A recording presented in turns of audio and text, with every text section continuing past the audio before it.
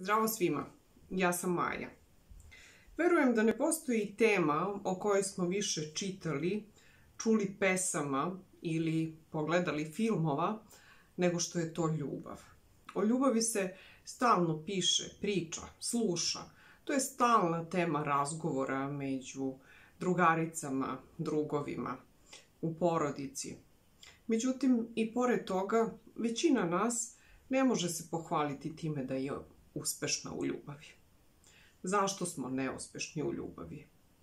Jedan od razloga je verovatno taj što mislimo da o ljubavi nema šta da se uči. Da je to jednostavno osjećanje koje se desi ili se ne desi. Međutim, ljubav je sposobnost.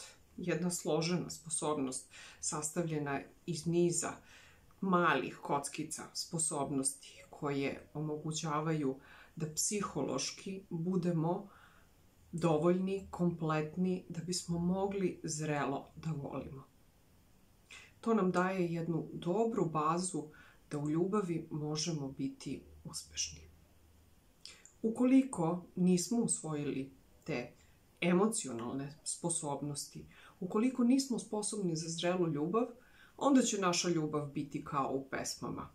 Posesivna, nesrećna, puna različitih neiskrenosti, prevara, laži i sl. Zato sam ja odlučila da napravim kurs koji se upravo zove Zašto smo neuspešni u ljubavi? I da tokom kursa rasvetlimo upravo ova pitanja. Šta nam je to potrebno da bismo bili sposobni za zrelu ljubav, a s druge strane da vidimo šta to nije ljubav.